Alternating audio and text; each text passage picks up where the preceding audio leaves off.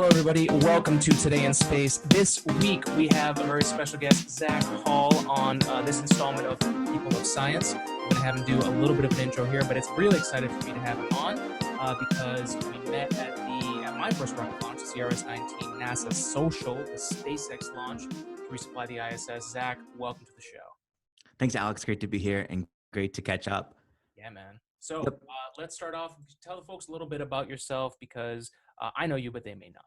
Sure. So since 2013, I've been an editor at 9to5mac.com, which is the leading news site for Apple News Online. And, like if you want to know what's coming with the next iPhone or what's coming in the next software update, then 9to5mac.com is like the source for that information. Mm-hmm. I can verify that. Yeah. And so for the last, nearly a decade, that's been my focus. And so, space was always kind of thing that's like abstract in the background. It's like, that's a cool thing that I like, but, I couldn't pass a quiz on it. And just in passing, I saw a tweet maybe get retweeted into my timeline last fall that was announcing a NASA social opportunity. And I didn't know anything about what that was about, but I clicked on it and it was like, if you've got a background that's different than, I guess what they, people who are like involved in space every day, then come join this. And, it made sense to me. It's like, that's pretty cool. And I mistakenly thought it was like for some time in 2020, and this was like in 2019. And so I was like, okay, cool. And then I got accepted to that. And I was like, whoa. And I shared with like my team at 9to5mac, like, look at this cool thing I'm going to next summer. And it was like, I think the dates were from the new earlier than the net launch date was like recycled from before and hadn't been updated. So it was like July. Yeah. And so that's what led. There was a weird timeline on that. I forgot about that. Mm-hmm. And there'd been like a while since the previous NASA social, so it was like a big gap there. And so I thought, this is the thing I'm going to next year. And then it turned out it was in like a few weeks. And so I was like, all right. And the good thing about working with 9to5mac, even before like COVID-19 and everything, is that it's always been remote work. And so I could just take my work with me and not need like any special arrangements. And I actually wrote like a few stories from the bus at Kennedy because they were like, dire stories in the moment. And it's like, you can do that. So it was really cool to get to take a couple of days, actually 3 in total, and, spend it with everybody at NASA Social. And was that your first rocket launch? Yeah, totally. Like I it was my first launch. It was my first kind of like eye-opening experience that launches were happening. I used to live in South Florida in Boca Raton for 3 years or so. That's pretty close. Yeah. It's like, it's I think it's like maybe 3 hours or so from Kennedy. I'm wrong. Never mind. Yeah. but I had like no idea. And I even like drove past there on trips to like North Florida. And then where I live in South Mississippi and like, would see the Space Coast and everything, but I'd have no clue that it was active. And there's kind of this thing in culture now where it's like NASA as culture, there's the worm logo that is like on all clothing everywhere.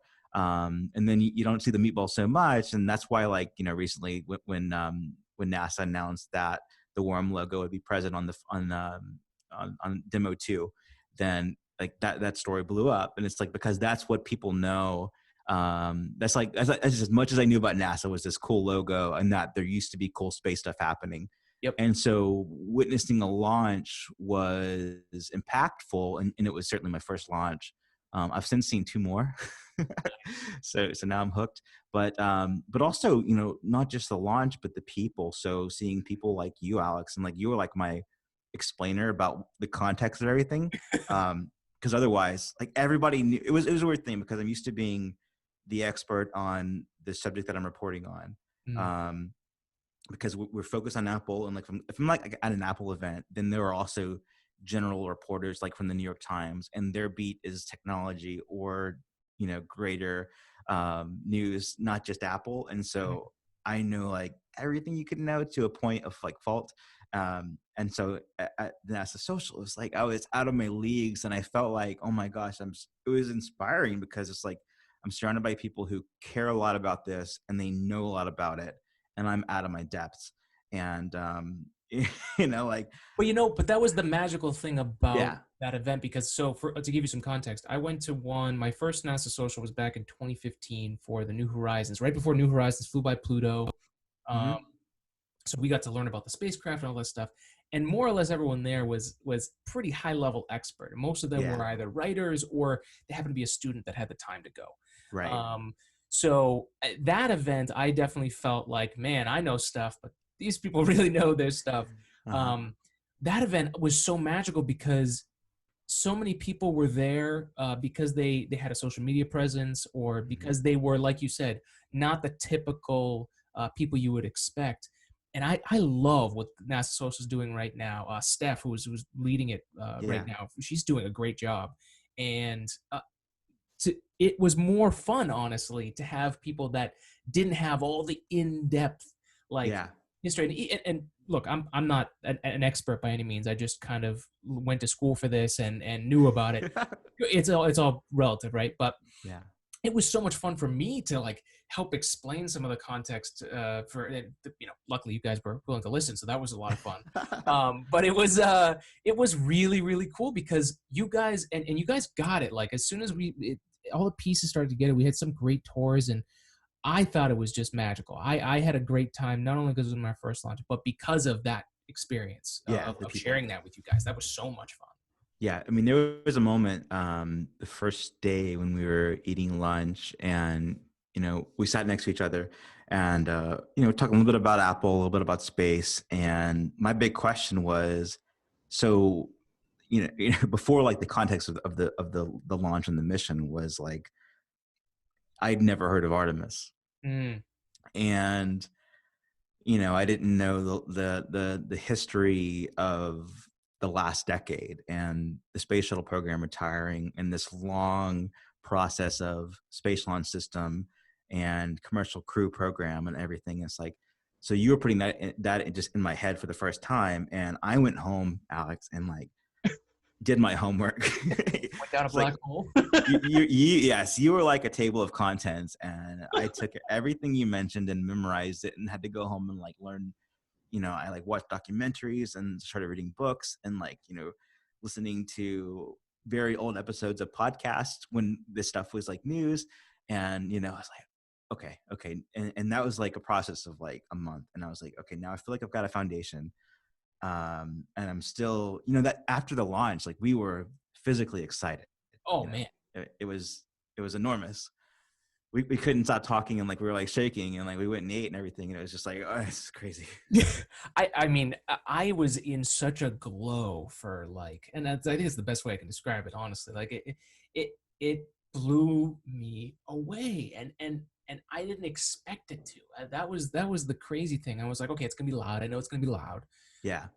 And there's something you mentioned on the live stream when we were watching it, how bright it was, and Yes. like that is something so subtle about a rocket launch that and the Falcon 9 is not a big rocket. So I can't even imagine what the space shuttle did to the sky, what Right.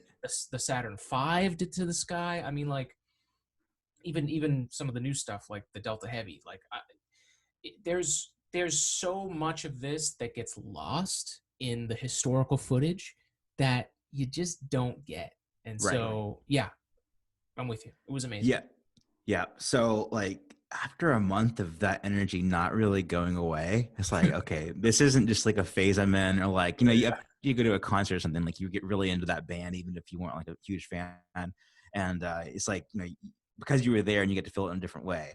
It's like, okay, this isn't going away. And we're at the turn of the decade. And there's a lot that's been building up in the 2010s. And there's a lot that's about to, like the fruit of all of that is about to come in the 2020s. Mhm. And I felt privileged in getting what exposure I had from NASA Social, and then more specifically, like literally from you, because it's like you planted so many seeds in my mind. And I went home and I'm like, okay, there's a lot of history I missed in the last 10 years that I've been alive to witness. Like I could have been to a space shuttle launch and I never went, and I didn't know that they were a thing in my lifetime, really. Like, God, because it's like, I guess that's how it was for like, the culture too. It Mhm. was no longer amazing. It was routine. Yeah, yeah, and it's something I've talked about a lot on the podcast is how detrimental the loss of human life was Hmm. to the shuttle program, and then the slow death of it during George W. Bush's era. Hmm. Like people, it's like you mentioned at the beginning, it's a cultural icon for the Yes. world, and you see it. I mean, how many people do you see wearing NASA logos? Not because they're necessarily big space fans, but because they're just big. Like that It's a logo. cool vision. It's like a cool effort. Yeah. Yeah. Yeah. And there's there's so much that was lost. Like I still have people come up, not as much lately, but especially when I started this podcast, people would come up because like, oh, you have a space podcast. Is NASA even still around? Like, Right. Yeah. yes, they are. But this is a question that I feel that a lot. So you're not alone. I think this Yeah. is, and we're getting to this stage where there's so many really cool things happening. And what I want to jump to next is after we met in December. You got to go to a few really amazing points in this next stage with Jim Bridenstein in February. It was the state of NASA. Hmm. We touched a little bit here, but I've been waiting to talk to you about this. What Yeah. was Yeah. that experience like? Yeah. So it's wild. So I live in Ocean Springs, Mississippi, which is the Gulf Coast of I guess the United States and Mississippi, and about 45 minutes from me is the Stennis Space Center. So one of like 18 or so facilities in the country, and it's a big one because there's a lot of history there with Apollo engine testing and space shuttle engine testing, and so it's got history, but it doesn't and things happen out there. They test engines for like airplanes and things like that, but it's like you don't think of it so much as NASA anymore. But it turns out over the last couple of years, it's been very much NASA. Uh, and one of the things that's happening out there is they are testing the core stage for space launch system. And so when you see SLS, the big orange part of it, Mm-hmm. and it's like, so I saw the call for the NASA social 45 minutes from where I live. And I'm like, I've been trying to get out there because you can't just like walk out there, Right. and you can't like fly a drone over it Still a government, because yeah. yeah, I was like trying to figure out how close I can get without and just get like a peek of core stage. Mhm. And it was like, okay, I just need to try and get out there like some legit way. And so I applied for the NASA Social for February and got in, and that was so many levels of cool. And again, like just to thank you, I didn't know about that like 3 months prior. I wouldn't have had any clue it was happening near my home. Like when we got back from CSR-19 in December, the following Monday there was the NASA Social to see Core Stage in New Orleans Mm. at the Michoud plant before it went on the barge to Stennis. And I would have loved to have gone to that, but I didn't know, And so this one, I was like, I'm not going to miss it out on it if possible. And so I got accepted to the NASA Social, and it was a very different experience from what we experienced at Kennedy. Mm. And it wasn't a rocket launch, but it was the State of NASA event. So sort of like you have the State of the Union for the United States with the president speaking, delivering an address to Congress. You have the State of NASA event, with the state of sort of like what the plans are for this coming up year and how everything's going. And for the first time, like the space center near me was like the epicenter of that because they had these NASA socials all across the country at different space centers and facilities. But Jim Bridenstein was speaking at the one that I was at, and like that was going to be broadcast to the other ones. And to get to see Core Stage on the test stand. Like, actually what I've been dying to do for the last like few weeks, I got a personal tour of it. It was like, I could take pictures and video and so that was a super cool experience. I mean, getting to see Jim was neat. Like, I've learned so much about him since December. And it's Mm. like, here's a former Republican congressman, I believe from Oklahoma, who Mm. was like skeptical about climate change and everything. And like, people were skeptical of him being the NASA administrator just because he came from Congress and not from a more traditional background for what a NASA administrator would be. And then to realize, what he's great at in terms of, if NASA's going to do something big, they need funding. Mhm. with Artemis. And so it's not, it's a pretty good asset to have a former member of Congress in that position Sure. to work with both sides, and they know how Congress works, so it's beneficial. And you can see that in everything he presents, and it's really cool. And then to see him come around on I watched an interview with him when Bill Nye was on the same panel, and it was like Bill Nye was like super aggressive about climate change, and like Jim Bridenstein was like, we're a neutral agency, but not like deflecting or anything. And it's like, it's cool to see a person like that change, and to see Evolve, how right? yeah, exactly, Yeah. and see how beloved he is Mm-hmm. within the administration. And it's one of those things too, like we have the 2020 election coming up, Mm-hmm. and with Artemis, it's like, hopefully it doesn't depend on who is president at this point. It's so much in motion. Yep. But I think it would be helpful, no matter which nominee wins the election, to have Jim Bridenstein in the same role as now, and even if Joe Biden wins, then it's like bipartisan to have a former Republican member of Congress in the administration, And someone So who use their views and has kind of adjusted to what he's seeing in front of him. So yeah, yeah, exactly. that's really great. Yeah. So that was really cool seeing that, and like seeing him in person was awesome. And then seeing Core Stage in person was just like, whoa. I joined the Discord group that's all about Artemis, and to be able to post pictures that day of like, here's Core Stage. And it's like, well, how'd you get those? Like, Blowing some minds. yeah. Nice. That's awesome, man. So how did the scale of things give the people a quick, like, how big is the core stage of SLS? Can you put it in words? Sure, yeah. Like the test stand alone, it's the B2 test stand that's in a Space Center, and that alone is massive.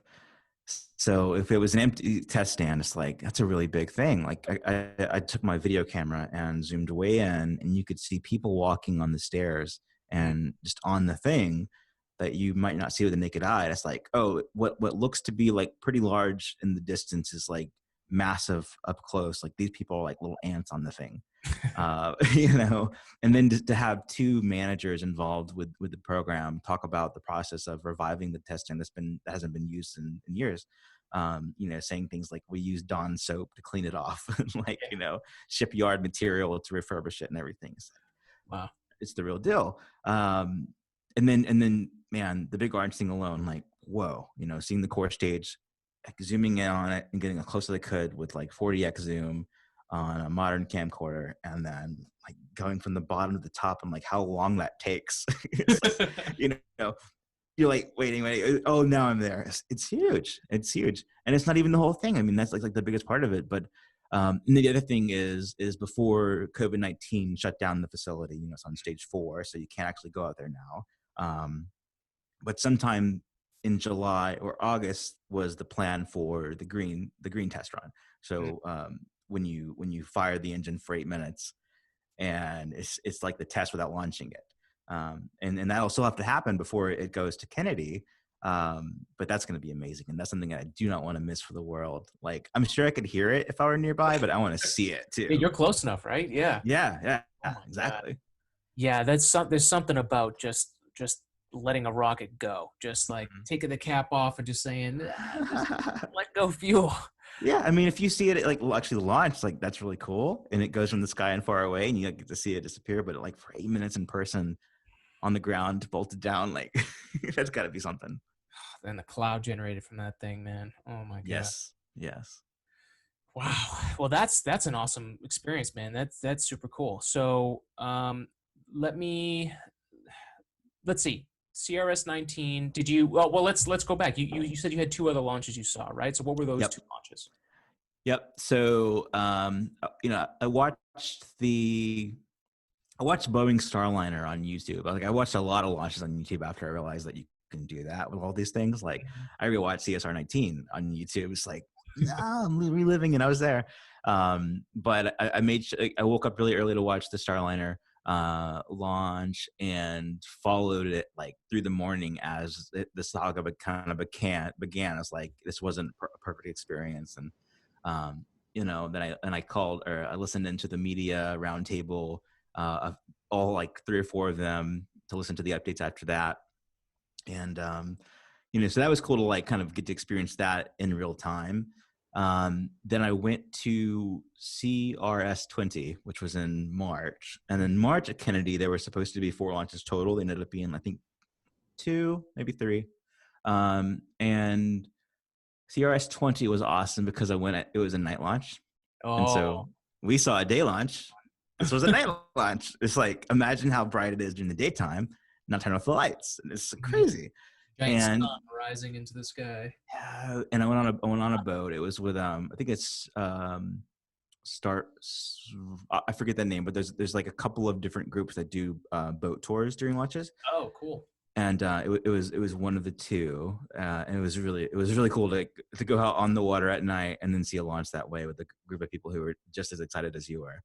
And that was amazing. And in that one, you got to see the first stage come back down, and it was like this like big nebulous cloud in the sky. It's like all colors, purple and orange and red and yellow and blue and everything. And that was really cool because there was like 2 parts to it that I don't think we got to really appreciate at CSR-19. True.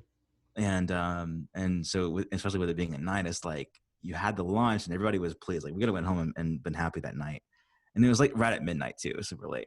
And then when the first stage came back down, it's like this beautiful cloud in the sky, is all colors, and you got to experience that too. And then the sound from that, and it's like, wow, that's so cool. So that was really nice. That was by myself, and a week later, it was like literally like a week later. There was I think it was Starlink 6. So it was, again, SpaceX Falcon 9, for the upcoming global broadband service with satellites, in space, broadcasting internet all over the world, especially in areas that are not like big cities. Right. And 60 satellites on board.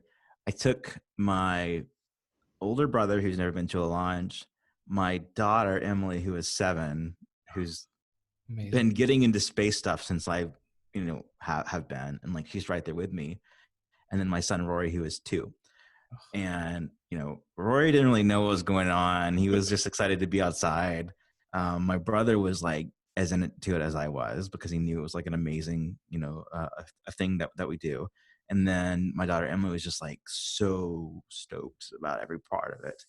And it was super early in the morning. We had some pretty good seats over by where the Apollo building is, this at Kennedy. So it's like kind of on the water. You got a pretty good view. It's a great place to be. Yep. And it was the countdown, and then one of the engines had a little issue, so it got scrubbed that day.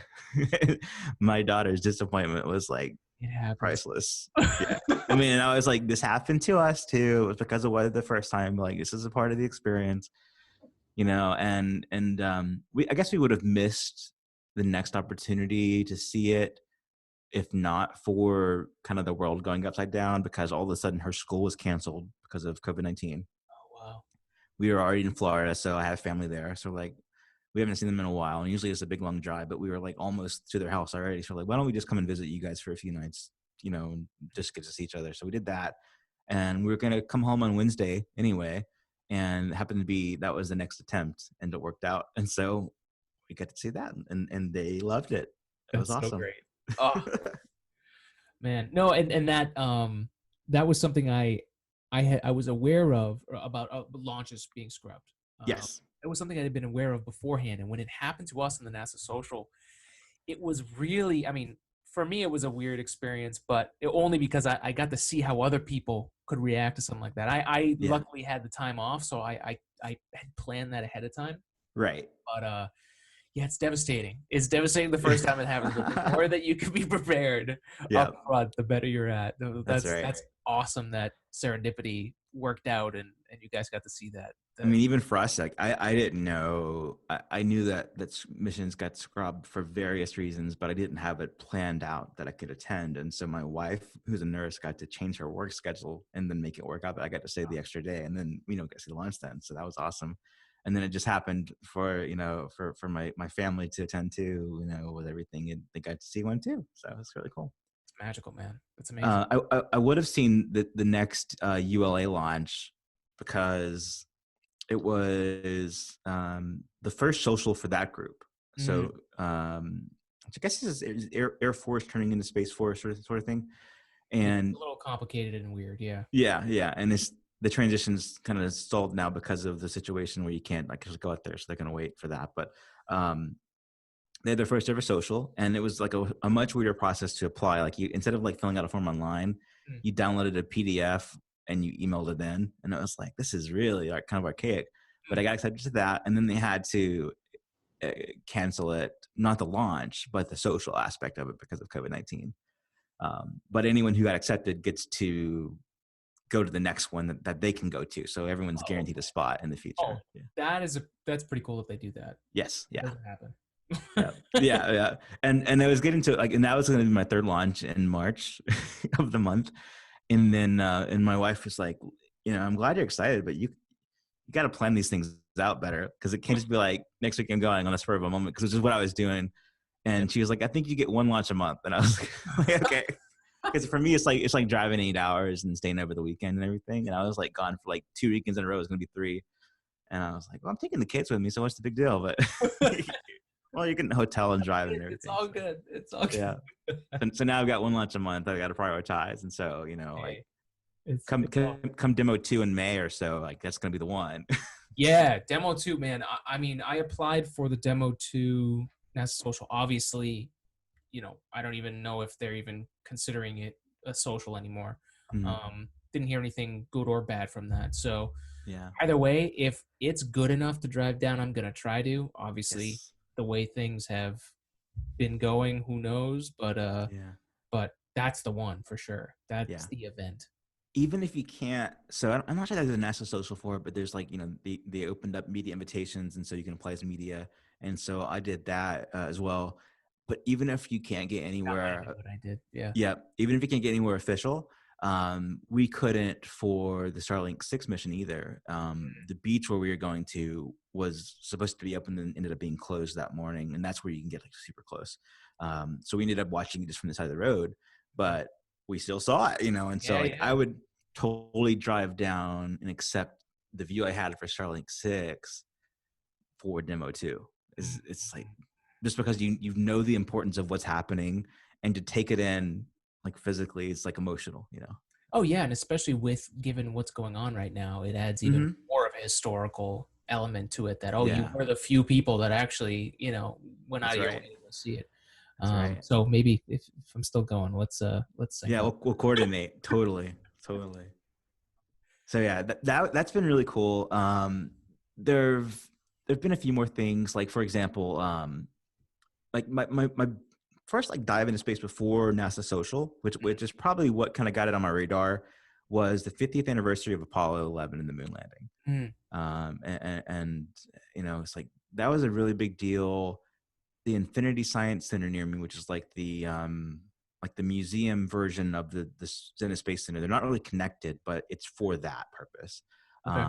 Had a big event that day, and it was like, it's not a very big museum at all, but to go there on that day, it was my first time for one, because since it opened in 2012, and it was packed, and like it was really bad weather outside, and they've got like the back end of a Saturn V, so you get to see like the 5 rocket engines there, and that was really cool, and that got me interested, and then kind of like life goes on, But then it was the NASA social where like I got hooked in, and all the smart people like you and everyone else that was there, like, following everyone's work from that NASA social, like what people posted afterwards, was really cool. Like, man, it's blossomed so many of like. It's hilarious. I laughed when you said I was smart, because that's just how I feel.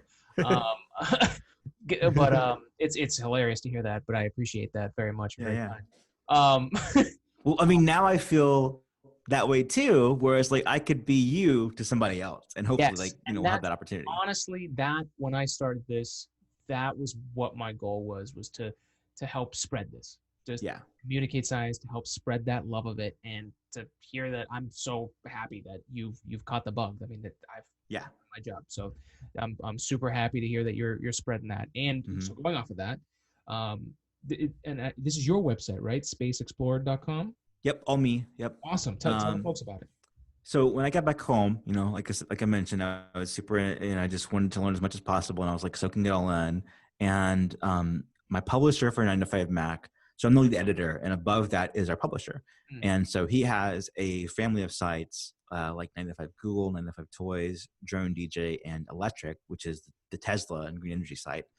And he mentioned the idea to me of like, oh, you went to the launch, like how was that and everything. And he said, I've had this idea of doing a space site at some point, and it would probably be like more than just space. It'd be like you know aerospace, so you have airplanes, and we've already got the drone DJ site for drone news, so it'd probably build it off of that. And I was like I thought about it, and I was like, I don't really want to be a part of the drone site. And at the time, it had like, I'm the lead editor for 9to5mac. It had a lead editor as well, and the guy since left. But it's like, I want to build something from scratch, mm, kind of like 9to5mac has been in like the last few years, where we've had like some like one reporter going into Bloomberg News, and it's like we've kind of got to build this over again and maintain what we have. mm, And so like I've got all this experience with like building a site, and keeping momentum going and building a team around me. And I kind of want to do that again for space though. And there's some hesitance with like, yeah, but what if it takes your eye off the ball with 9to5mac and everything? And it's like, okay, well, I'll just build it anyway, like, for myself out of pure interest. And it's literally been like, if there's one thing I had going was like a humongous reading list of like news I wanted to read. So I was reading history already, but it's like, as the weeks go by, I'm now following sort of like what's made me good at 9to5mac is like knowing the right people to follow, and like, mm. space Twitter, like there's Apple Twitter sort of. Yep. And you see like the stories of the day, and like you see like not just like the big milestones, but like the minutia, and like the stories that won't make CNN, but like they're a space news story, Yep. and they're important in different ways, and they all add up and create a bit greater context. So it's like I've got that down. I've been having this like humongous reading list that just keeps growing of things I'm not able to. I want to read later, but I haven't yet. Right. And Space Explorer, like the way that it really clicked for me was, okay, what if I take my reading list, for example, and just say, okay, I'm going to dedicate a few minutes to actually like read this thing, and then like add my own analysis to it, and like greater context to it. So people Mm, that don't follow space news that were like me a few months ago can read this and get the significance of it. Here's a story about, how Demo 2 won't be affected by the schedule, but what the heck is Demo 2? And, why does that matter? And then like, did you happen to know that in 2011, the last shuttle launched, and it's been since then that we've been renting a seat from a Russian rocket? It's like, mhm. this is the first time that an American rocket will launch from American soil with Americans on board. It's like, it's a milestone. Preach. And yeah. It's like, we'll still, take seats on the Soyuz rocket, but we'll also rent seats on our rockets, and this is still international, but it's not just that we are reliant on another nation's space agency. Mm. And so being able to look at a story and like not just have like, this is the news of it, but this is the greater context of it. And like, my goal is like, my wife doesn't read the site, but the goal is like, if she were to, she would get why I'm excited about each story. You That's know, I love that. yeah, And that's honestly like the thing that you mentioned at the beginning about how you didn't the whole last decade, it almost seemed like it didn't even exist. Like you lived through it, but you didn't know it. right. That was being reported on. That was being talked about, but you still didn't hear anything about it. That's right. I've got my bubble, you've got your bubble, and so if we can just keep spreading this out, NASA's got to do what they've got to do. They've got to figure out what they need to figure out. I think that's why NASA Social is so important to them, is because I think they realize that. I think they realize they can't get the message out far enough. So let's just start bringing in people, getting them excited, and just letting Hmm. it, bubble up and spread. And I mean that's why we're here, right? Yeah, exactly. Yeah, it's like a bit of evangelism, Mm. because normally news needs, there's like an edge to news where it's like the negative stories are the most popular. Mm. Something goes wrong, and that's what, that's what gets Classic. more attention. Yep. But if you can find a way to put the positive news into a context, like I think just being able to find why it's significant and why it's a milestone, and just having the greater context around it Mm. is what makes it, it's still news. It's not just like a fan site. Hmm. And there's analysis and everything. It's like, Right. this is what I think of this, is what I think of that, and this is kind of what it means for people. But it's definitely, it's like I couldn't be an Apple reporter if I couldn't care less about Apple. Like, Right. you've got to kind of have an interest there to appreciate it, and Mhm. what you're looking at, and now I'm fortunately, like, from just the last few months, meeting you, all the other great people, getting these experiences. It's like now I feel confident in doing that, not just for Apple, but for space. That's so Oh, cool. I'm so excited, man. That's so cool. I'm Yep. happy to have played my small part in that role. Totally. Cool. So I wanted to. So There's a few things that I wanted to get your thoughts on, Cool. and let's start with Starlink because you went to that launch. You're familiar with the idea. It's a global satellite infrastructure that would bring internet to the people of the world that don't have it, but also Hmm. provide a commercial option that's cheaper than what's available. Even people in the military have a very hard time in certain areas where they don't get internet. These satellite internet providers are the way to go, and Starlink would cut that cost tremendously. Right.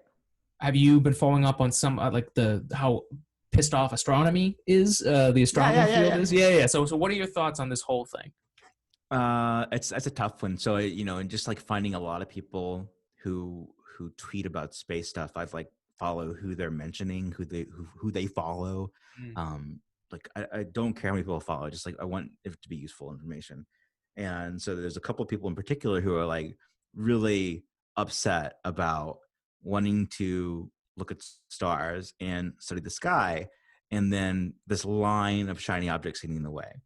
And they don't think that a dark coding and testing is practical when there's more launches happening that are not using that yet. Mm. And then Elon being Elon, whether it's from the Tesla world or the SpaceX world, it's like sort of dismissive, we'll see about it. But like, so it's a tough one, but it's certainly a story because every time there's a launch, there are people getting peeved about it. Hmm. And just from watching people who study the sky, if you're sort of a layman and you're like, just like, you've got a telescope and you want to see stars or something cool in the sky, people get really excited when they do see Starlink satellites go by.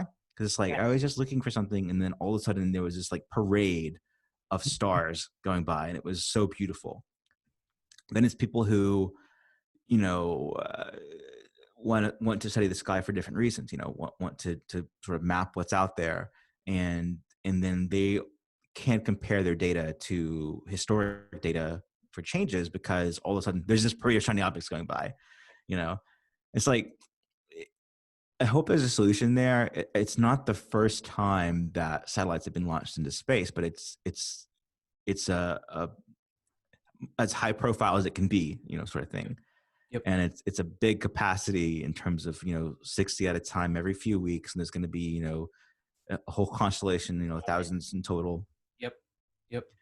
So I guess sort of the answer is like, I hope they do sort out the issue. I think a dark satellite looks cooler than a shiny one anyway. Like it's kind of cool looking.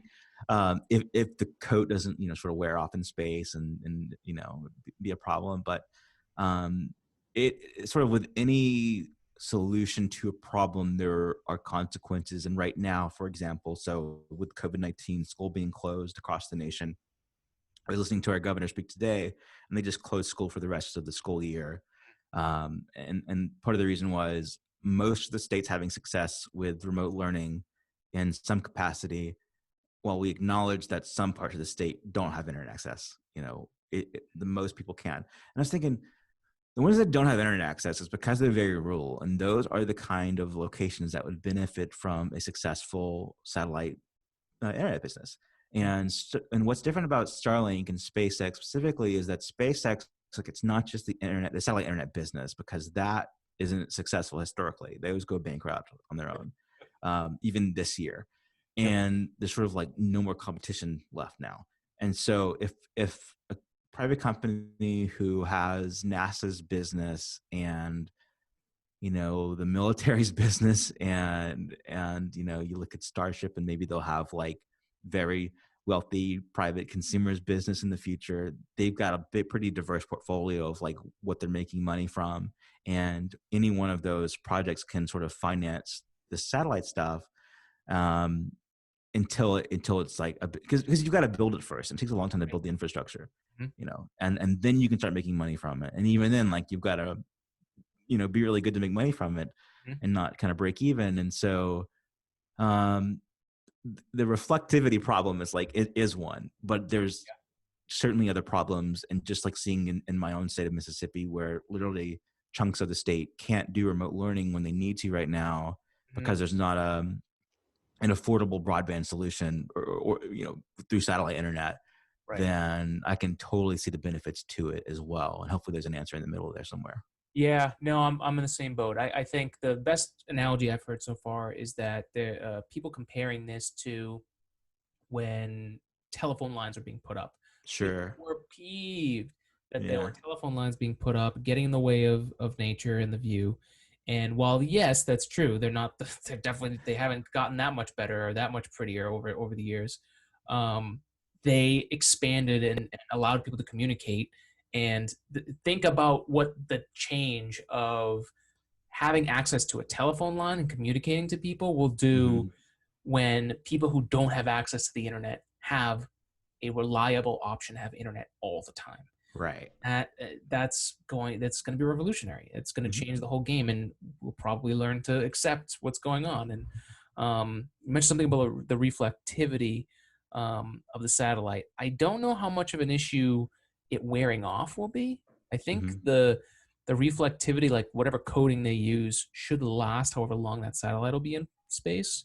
But you're right, they have to figure that out because um, man, it's when you see what it does to like long exposure photos. Hmm. I mean, it's just a giant streak, Right. like they had a problem transferring the file. You know what I mean? Like Yeah, it exactly. ruins the whole thing. So I get it. I get the astronomy side of things. I just like they're all pissed at SpaceX and they all point fingers at Elon. They're just the first ones to do it, and Hmm. that to get the launches up. There have been plenty of other ones and still other companies that are planning this. So Hmm. it's definitely not their fault. They're just the first ones to do it. So Yeah, I mean, and that whole issue, I mean, you can look at plans to establish a presence on the moon. mm-hmm. And people, well, it is an issue that some people are excited about being able to look up in the sky and see like a presence there. Like you can see infrastructure on the moon that man put there, and we're operating on the moon, men and women. And some people will hate that, and they'll think that they will believe and feel that it's the moon has been polluted Mm, and will no longer have the pure view of the moon that we once had. And that's the same thing with development. Like the house next door to me the lot next door to my house used to be a forest, and someone bought the lot and now it's a house. And I much preferred the view when it was trees from my living room and not a house that's for sale now and people come and look at it. It's that's part of progress. mm-hmm. But I don't think that's going to stop it. I think what would stop it is like it not being beneficial financially for SpaceX, Mm-hmm. or being functional as a product, but we're not seeing that as an issue. Right. Yeah, and I mean, technologically there are issues of being able to keep those things up working consistently, right? Because if it's Hmm. if it's going to be up there, the connection has to be good, like Yeah, really really good, and that's going to be a challenge in itself. that's right. But commercialization of the moon, Yes. I this is the second burst of getting us on the podcast together. um you put up that article on Space Explored, Yes. talking about what's going on. Give the folks a little bit of background because I'm still catching up on this. But give folks a bit of a brief on this, on what's going on today. Sure. Yep. So, political news has always been something I've covered very close or paid attention to very closely since like the 2008 election. So all of 2006 and 2007, I was like glued to newspapers and cable news of like what's going on. So I'm very familiar with following politics. Mm. And this was a story that was in that frame. It's like, without I think without exposure, like reading a executive order would be kind of daunting. But I saw this go up from the White House, and it's like, I want to cover this. Like I closed Twitter and I put aside like my 9to5mac work for a moment. And it's like, I want to read this order and digest it and then write about it without any exposure to anybody else thinking about it, and have it be like this is me translating this into human speak. And at first I was like, oh, this executive order is like, it's long and lengthy, and like, it's not, a bullet list. It's like, you've got to read the paragraphs, and like, okay, well, okay. Let's see if I can like make this interesting and like boil it down into like three things. And, I did that. It's like, I read it. I decided, okay, this is what they're trying to say. This is what the president's trying to do.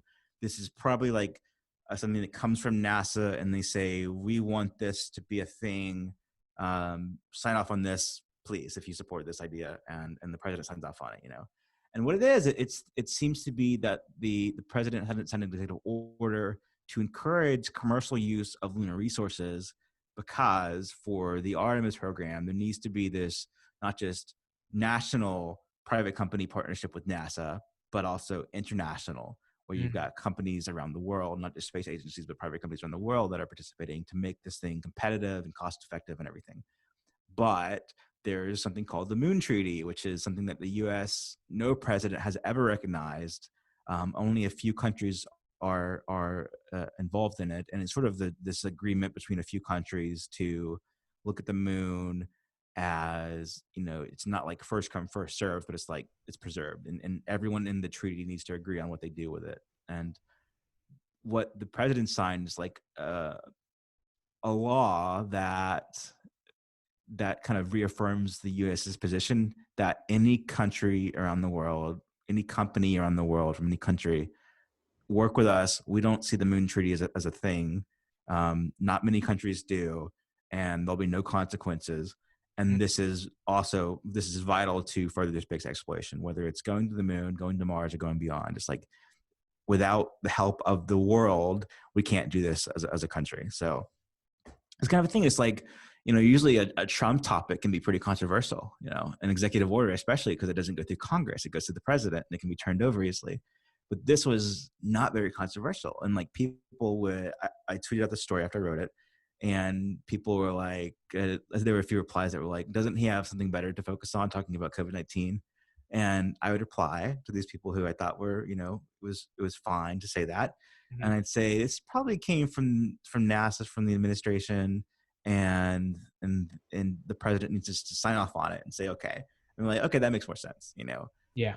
And all of a sudden, it's like all of a sudden there's this moment where politics can be really divisive, but in space, it's less so, because you've got some key states with like, Florida, Texas, for example, where those are states that are either very red or purple, and they kind of go red and blue at times, and there's a shift there.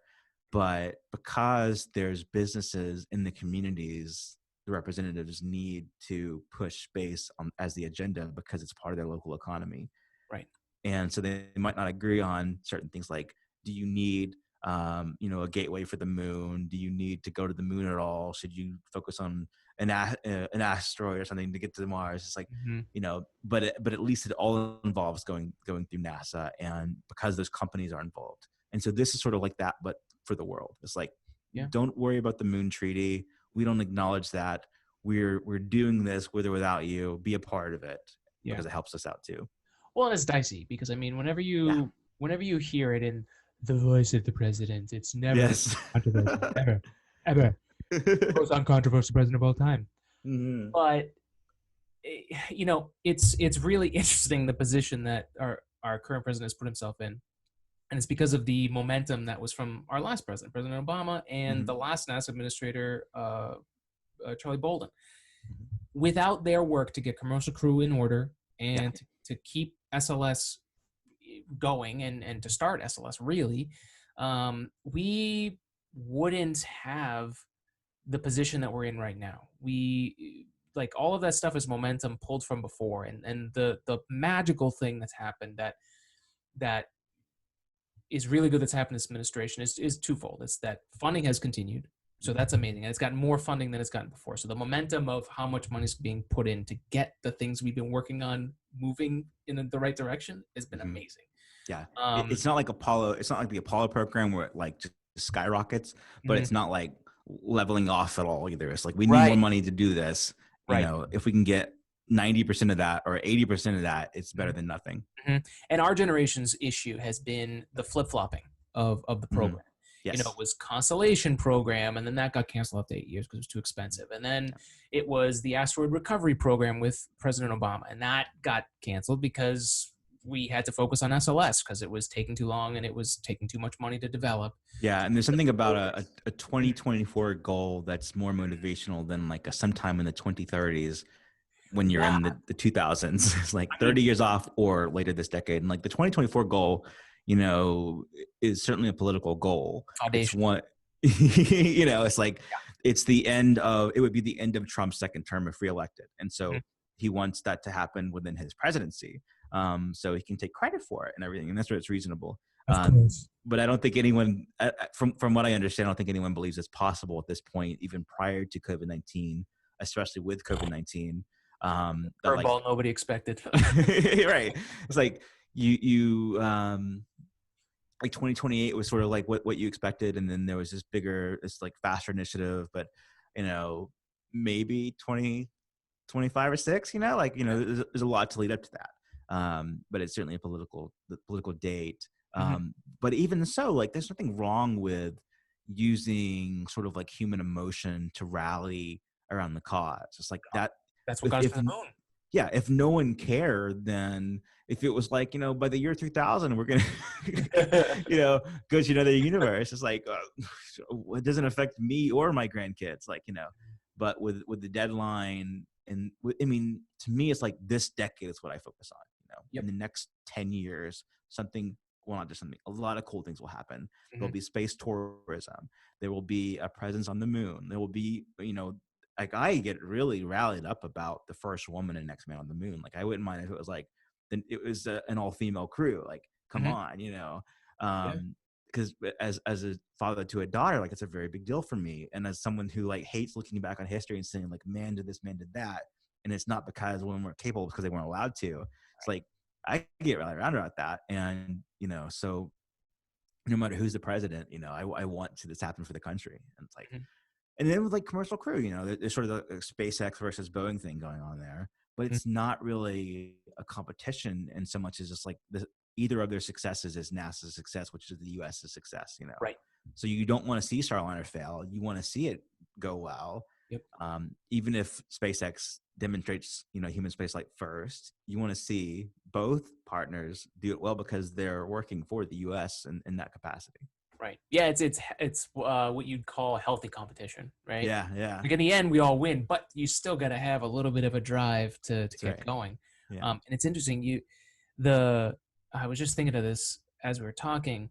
We're talking about that ever increasing date of when we would go to the moon, right? Yeah. And before this 2024 goal, it was 2030s, 2040s, and before. Honestly, if you look back at the history, before Elon Musk and SpaceX pushed for this, there was literally no date, date on the books, no real plan put together. And so, I mean, it's the best way I think we can all internalize how stressful and not real that is the same thing that's happening with this COVID-19 thing, where we're staying until April 14th. Well, now it's April 31st. Well, now it's May 5th. Now it's the end of May. Now we're not doing school at all. That sucks, based right? On information, right? Yeah, that sucks, right? Yeah. We all realize that sucks. Now imagine that with billions of dollars and that's what we've been doing with the space program, is not putting a date down. And now that there is one, it's just like we've seen with SpaceX. I mean, honestly, I'm so immune to the fact that when Elon says something, I just add 25% to that. I'm like, okay, yeah, if we have that expectation with the space program, we're going to be a lot better off. That's right. So yeah, I agree. I think it's And that's also like where reporting comes in with context is like, Mhm.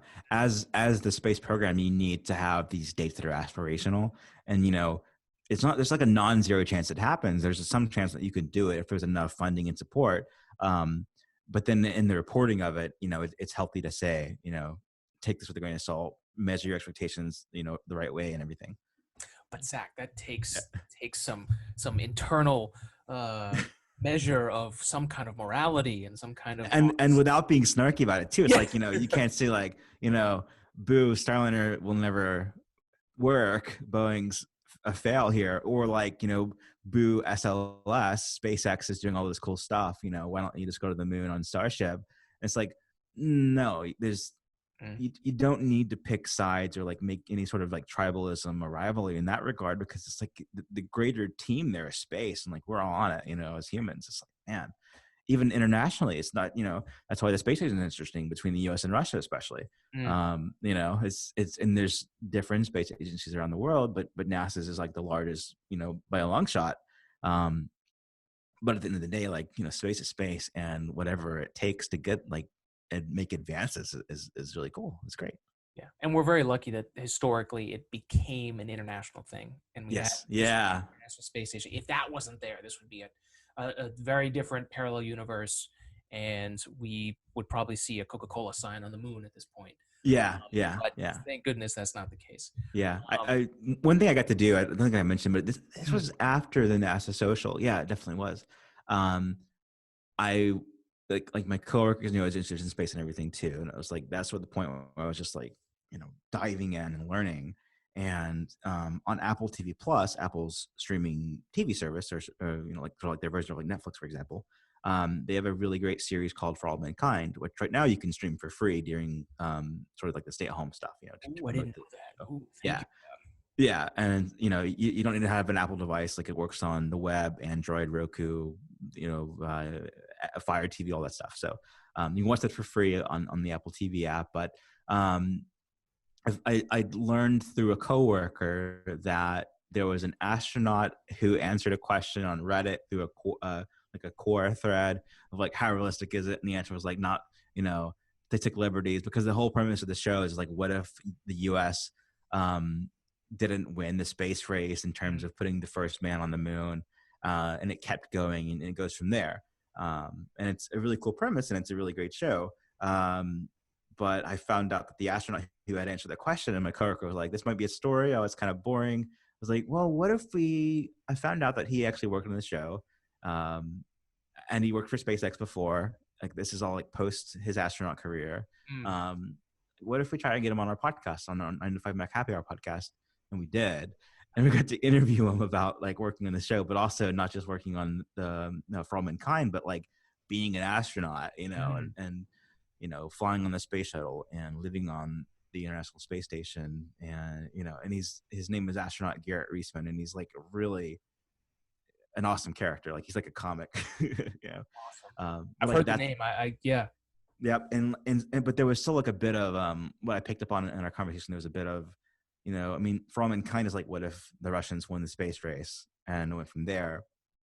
But even with being an astronaut who went to space with the Russians, had to learn Russian to like fly out, and it's like I still perceive like the Russian way and the US way, and the US way is better. And thank God the Russians didn't dominate. And it's so cool now that like our generation doesn't really have that kind of bias. It's like an old thing that will go away in time, and that we just can't really appreciate it. And Mm. for an older generation, it's like ingrained.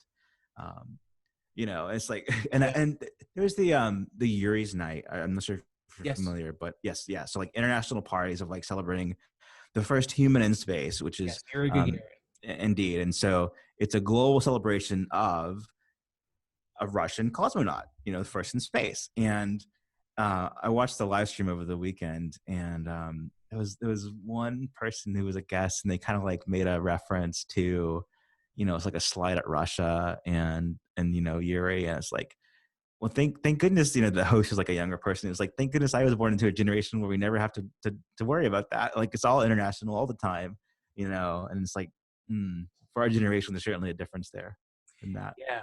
Yeah. And we need, honestly, I feel like we need this push, whether it's, I got my fingers crossed that we've got so many hands in different pots of where this is moving for the future. Yeah.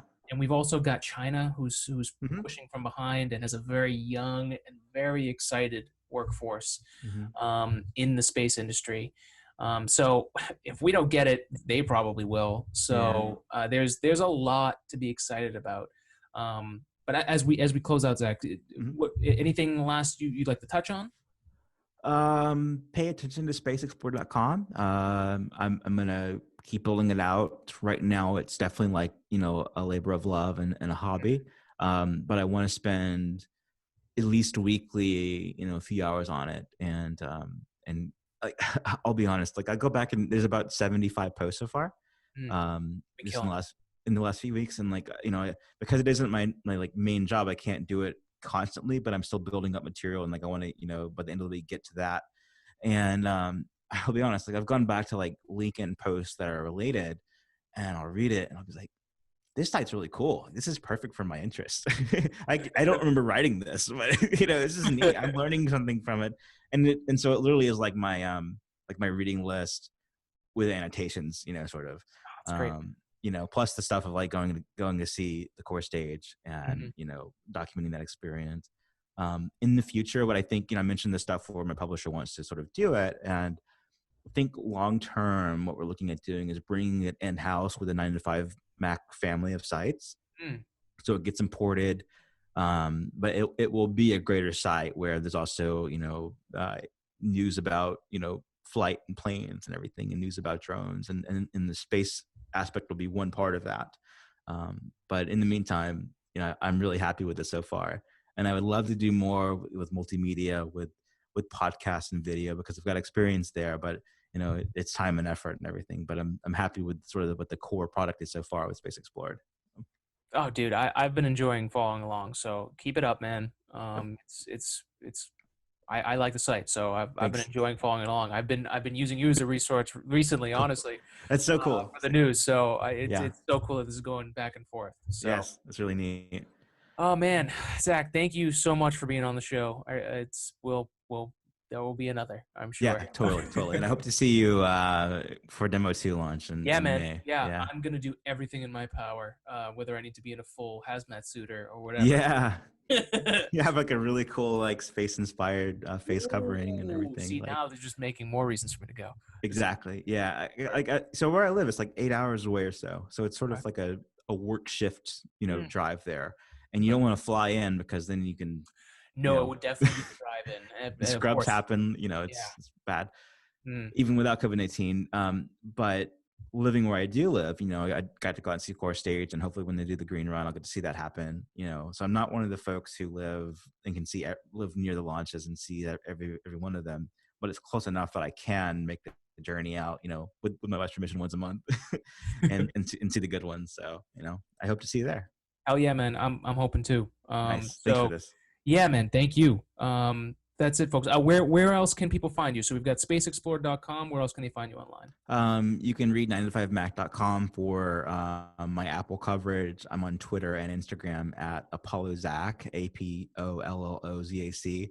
There's a funny thing there with the username, because I've been interested in space in like a very general, like top level way, but all of a sudden the people are like, "Oh, your username makes sense now." It's like, duh. I'm like, yeah, but the thing is, I learned the term cosmonaut when I was a teenager, and I knew astronaut, but like cosmonaut sounded like kind of like rebellious, it's the Russian astronauts, and so I had Cosmo Zac as an Instagram username before, and I deleted my account after like a bad mood or something, and then Instagram's policy is that if you delete your account, you can't use the username over again, even if you make another account. So Oh, Cosmo Zac was like lost in the ether, and so I was like, Apollo Zac, it's also spacey. And it didn't have a whole lot of meaning to me until the last few months, but now I love it. that's So incredible. yep. That's so funny because I remember seeing your Twitter handle before, and I was like, well, this will be interesting. Yep. Yep. Yep. Cool. Yep. Awesome. Zach, thank you again for being on the show. We'll see you again soon. Be well, be safe. You too. Thank you. All right. Spread love, everybody. Be good. Live long and prosper. I think this is going to be the new handshake in the future here. That's all right. But be good, and we'll be back for another episode of Today in Space.